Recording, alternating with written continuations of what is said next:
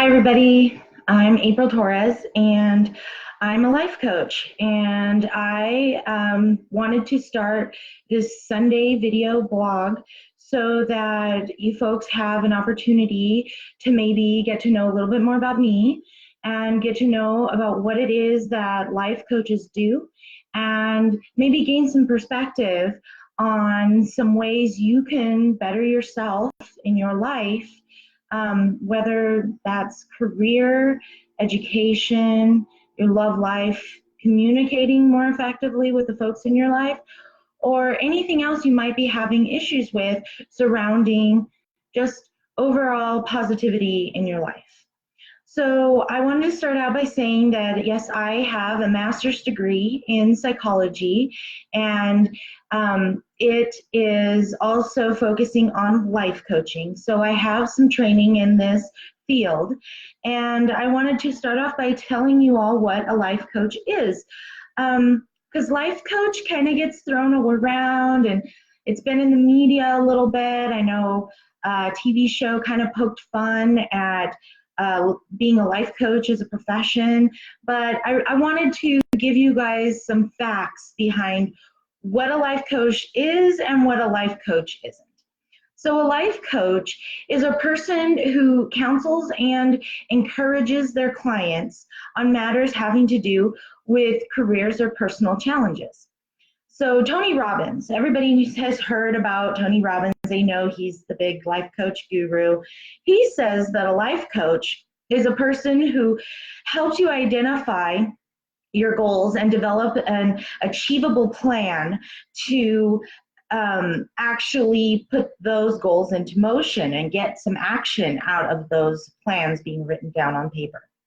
Tony says, much like a world-class athlete needs a coach to be successful, we as regular human beings, we need somebody there to push us, to drive us, to motivate us, and to be that support system when we're dealing with life things.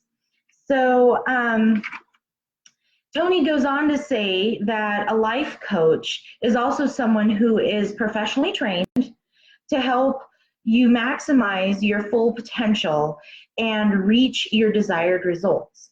Life coaching is distinct from giving advice and consulting and administering therapy. A life coach helps you grow by analyzing your current situation and identifying the limiting beliefs, things that you find as barriers, things you find yourself saying, I can't, I won't, it's not going to happen, and other potential challenges, and then putting a plan together in order to overcome those challenges and finding success within those goals. So life coaches, they also help devise a customized plan of action that's designated to help you as an individual achieve that specific outcome in your life. So the plan I create for one person isn't necessarily going to be the same plan that I create for another person, because everybody's goals are different. Everybody's personalities and things they want to achieve are different. So these plans are going to be tailored strictly to you. I might, dabble from one plan to another. Say, if one person that I'm working with has an issue and a goal that they set up is very similar to another person's goals and dreams, I may kind of use both to guide, but each plan is going to be individualized and it's going to be specific to you. So Tony goes on to say that a life coach is a creative partnership that seeks to identify, clarify, and create a vision for what the client wants. They encourage clients' self-discovery and growth. They nurture and evoke strategies and a plan of action based on what fits best with the client's goals. They also use personality and vision to help foster clients' accountability to encourage productivity. So some misconceptions about life coaching are that anyone can be a life coach and you don't need training. That's absolutely not true at all.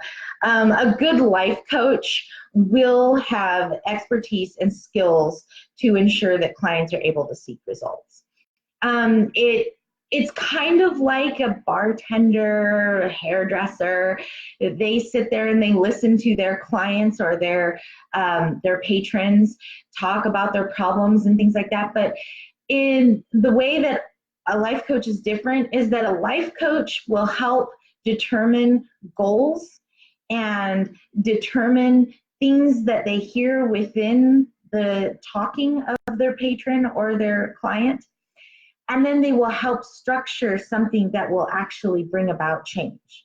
Whereas your bartender, your hairdresser, they just sit there and they listen and they agree with you usually, and they sometimes will give their little nuggets of advice. While a life coach will give some advice, that is not the primary focus of a life coach. A life coach is going to empower their client to find the change that they see that can potentially happen, and then find a way to put it into plans so that the goals that they determine are necessary to achieve change can actually happen. Lots of people make lists of things that they want to do and goals that they want in their life, but many fail because they don't know how to execute it. As a life coach, I can help you execute the things that need to go into place in order for you to actually see positive change. So a good life coach will have all of these tools and skills and abilities in order to make that happen. You're not going to find an average Joe who will actually know how to do this without proper training and skills. Another misconception is that coaching is like unlicensed therapy. Well, life coaching is actually the focus of the present, what's going on right now, and how we can make changes for the future. So life coaches are not health professionals, and they do not diagnose. So there will be no diagnosing, no psychoanalyzing, none of that. If your past or mental health issues present themselves during, say, a life coaching session, those areas of expertise need to be sought out by a licensed health professional. And I have worked in both mental health and in the field of life coaching enough to know that when certain things come up and a licensed professional might be needed in order to continue that realm of conversation, I'm happy to go ahead and refer you on to somebody either here in the Portland metro area or where you live, wherever it is out there in the world. So having a life coach doesn't mean you have problems and can't be successful on your own. That's kind of a misconception for counseling as well. Many people won't go seek counseling or won't go seek therapy because they have this idea in their head that, oh, that means I'm broken. That means I'm unsuccessful. That means I'm a terrible person. No, I would love to break that stigma once and for all, because saying you need help is probably the first thing that needs to happen when wanting to be better, successful, and wanting to live a happier life. You have to admit when you need help. You have to go and seek help, and then you have to put the help that you receive into motion. And so by asking for the support of a life coach, you are saying, I have areas in my life that I would like to be better at, and having a fresh outlook and perspective on what I'm dealing with will help me determine how I can move forward and make positive change. So definitely do not think that you are a lesser person because you seek the help of either a counselor or a life coach, because you're not. You are an awesome human being who is only seeking this kind of support so that you can have a better life and be a better person for those who are in your life. So why hire a life coach? Those who hire life coaches do so because they want to do more tomorrow than they've done today. Lots of people use life coaches, actors, entrepreneurs, executives, homemakers, managers, professionals, business owners, and many others. They understand that there is a gap between where you are, where you want to be. So coaching helps establish goals, sets a plan in motion, and helps them reach those goals. So this is why you would hire a life coach. What can a life coach do for me? Well, this is what I can do. I can identify goals and define a vision for your success. I can help create professional and personal growth plans. I can identify limiting beliefs, things like I can't because mantra. I can help you work towards financial independency. I can help you obtain a work-life balance. I can help you learn effective communication skills. I can also help you achieve any weight loss or fitness goals you might have. I can help you start a new business or help grow an existing one. And I can also help you articulate your core values. So some questions that come up surrounding life coaching. If I started coaching, will I need to stick with my coach for the rest of my life? Absolutely not. We will work on creating independency and strength of mind. So self-empowerment is key when finding ways to change your life for the better. I don't want you to be dependent on me. Lots of folks get these ideas from media and TV and movies that once you have a counselor or life coach or something like that, you're stuck. I mean, that's it. You're dependent on them. And if they retire or they move away or something, oh my gosh, I got to go find somebody else. That's not true. The sessions that we have will always be geared towards empowering you to think about the decisions that you need to make in your life more critically, and to give you the tools that you need so that you can slowly start to make decisions on your own and actually see positive outcome from it. There will be times where I'm going to not give you anything to go off of, and I'm going to just say, what do you think you need to do? And then once you say, well, I think I need to do this, then we're going to put that into a plan, and you're going to go, well, is that right? Well, I don't know, and you don't know until we put it into plan and we figure it out if it does or not. The thing is, though, that if it doesn't work, it's still a learning opportunity, because we learn from our mistakes more than we learn from the things that go right in life. So mistakes should be welcomed, because then we know how to change, we know how to regroup, and we know how to tackle the issue again and hopefully have a successful outcome. So a lot of this is going to be you, and it's going to be hard work, but it is going to be you, because in the end, the only person that's going to benefit from the work we do in this realm, so via the internet or together face-to-face in a room, is what you do, what you decide to accomplish when we work together. Another question, how long will I need to commit to work with a life coach? Well, we can meet as often or as little as you would like. We don't have to meet on a regular schedule every week at a certain time. I definitely have a day job currently, and so my availability is a bit limited, but I definitely don't want you to feel like if you're not getting what you thought you would be getting out of this, that you're just stuck with me and you have to continue working with me. We can always evaluate our relationship, how things are going with the goals that you've set and where progress is. And we can always decide that once something has been accomplished, you have set a goal and you met that goal and you're great, we don't have to meet anymore until the next goal comes up and you need some more support in order to get that goal off the ground. So I'm very flexible, and don't feel like you have to have me forever in your life unless you absolutely want me. And that's for all of my friends and family who are tuning in today as well.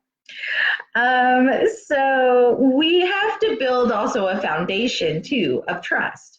So those of you who don't personally know me and are seeking my services, these video blogs are also to help you get to know me so that you feel like you can trust me and that I would actually be a good person and a good fit to help you. Just like every relationship, we have to have a good fit. You have to trust me. You have to feel like I'm actually helping you. Otherwise, you won't benefit from life coaching if we don't mesh.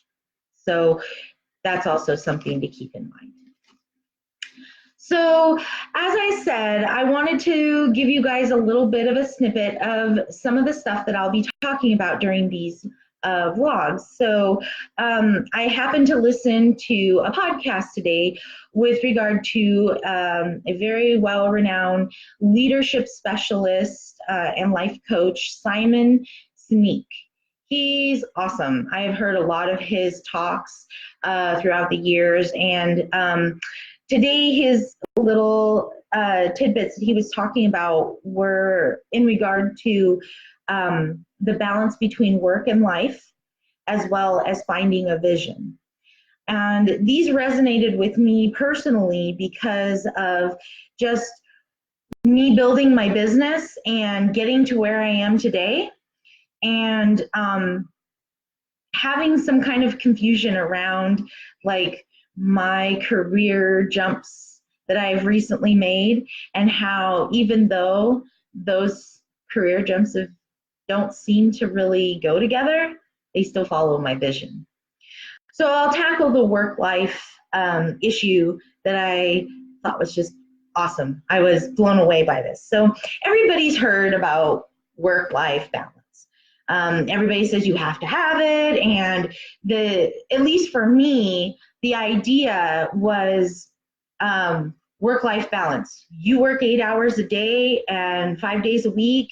When you come home, you need to de-stress and you need to do whatever makes you feel good. So yoga, movies, TV, go out with friends, whatever that is going to make you be a happy person. Well, that's not technically what work-life balance is. I was blown away by this. So the way Simon talked about work-life balance is that he says, at home, that is your home, and you are happy at home because it is a safe place, it is a nurturing environment, and it keeps you grounded. And at work, well, we hope that we have a job that makes us feel appreciated, makes us feel safe, makes us feel like we're making a difference, and a place that we actually enjoy going to. It's not just about making money, it's about whatever it is that we do in our job we actually enjoy. And so that is work-life balance. And when you go to a job that you hate and you only do it for the money, and you don't like the people you work with, you do not feel secure in your job, you're worried about getting laid off or fired at any moment, that's when there is this disconnect with the work-life balance. And so finding a company, an organization, or your own business that will put you in balance with home and work is what the work-life balance is all about. Coming home and doing like 20 hours of yoga is not going to give you work-life balance. What is going to give you work-life balance is working for a company or an organization that makes you feel like a valid and a valued member of that team. So, for example, I was working in mental health up until just recently, and I spent 8 grueling months feeling stupid in my position, feeling insignificant, feeling like my coworkers didn't care if I was successful or not. My bosses also didn't care if I was successful or not. My training was literally a book that was thrown at me and said, here you go. That's going to tell you how to do your job. It was very upsetting, and it really started to change my life in a negative way. There was no work-life balance. It got to the point where if I didn't leave my job early, I didn't know what I was going to do. And so I finally found a company that truly does appreciate their employees. They value their employees, and they want their employees' input. Training is intense, and it is very hands-on, and you're allowed to ask questions and get feedback, and the people that you work with are also so very happy and loving and just very nurturing people. And everybody is there to do the same thing as you, make money, but also provide a service to members of the community that they don't currently get with maybe institutes they work with. And that field that I went into is banking. So how do I go from mental health to banking and find myself looking at the exact same vision that I had when I first started going to school and studying psychology? Well, when I started school back in 2010, I had this vision that I wanted to help people.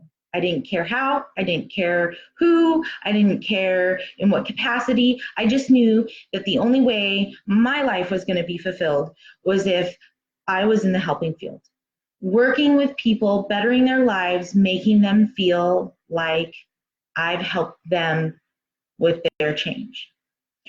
And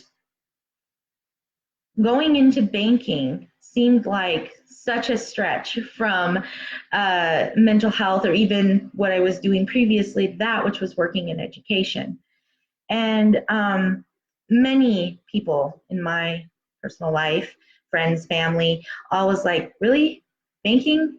Especially when I said, I'm going to stick with this until my business gets off the ground and I can walk away from a day job and do just guided pathways life coaching as a full-time job.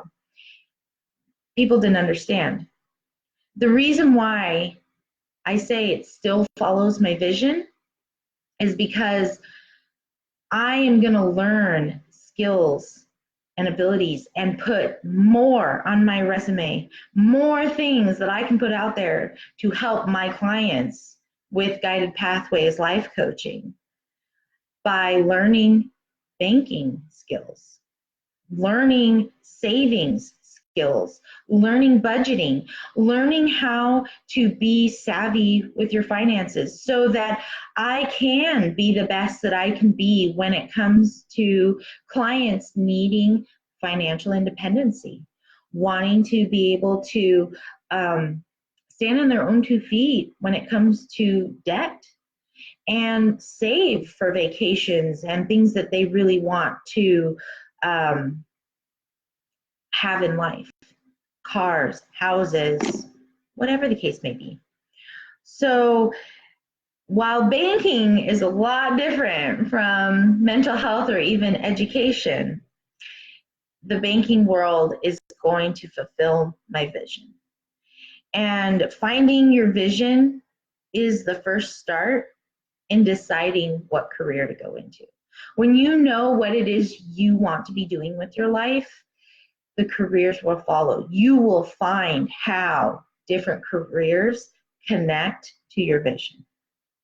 So those were some two eye-opening things I learned today. I hope you enjoyed my little podcast that my little Sunday video blogging, my blogging, and I would love your input. So the homework I said that I was going to ask you all to participate in is, what have you got going on in your lives that you would like maybe a little bit of insight or just curious about, or would like to know how I would tackle it if I was working with you and you were my client and this topic came up in a session.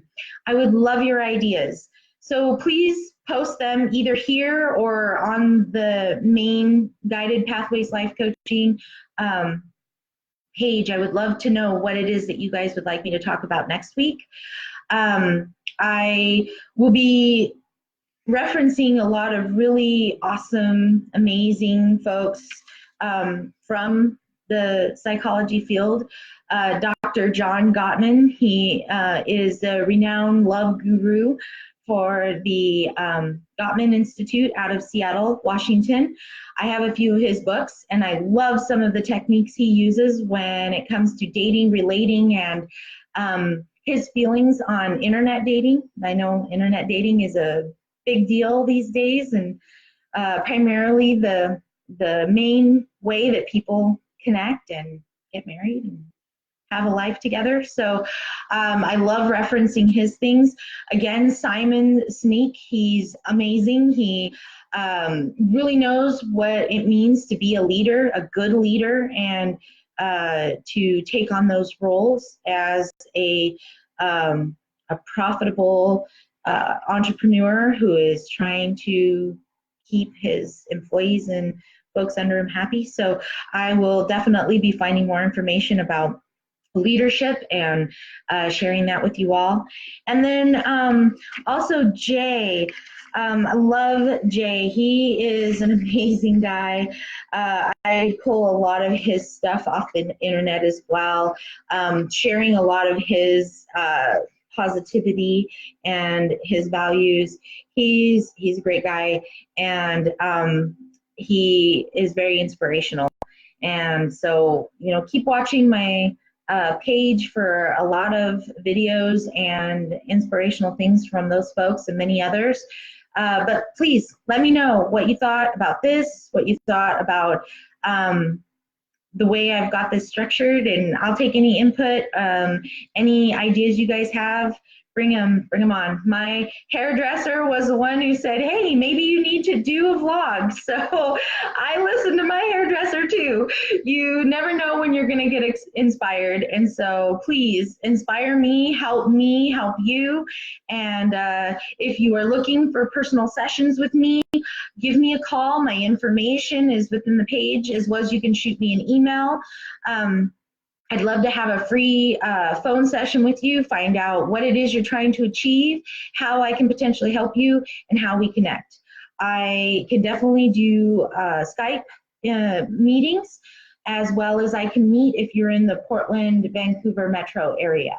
I don't currently have a set location where I do my business, but because we're talking about things that aren't quite so personal and invasive, meeting out in the community or even at your own home is not that big of a deal. But yeah, we'll make it work and we can make it happen. So thanks again, everybody. I appreciate you all tuning in. And again, I'm looking forward to reading all your ideas and looking forward to getting back in front of the camera again next Sunday.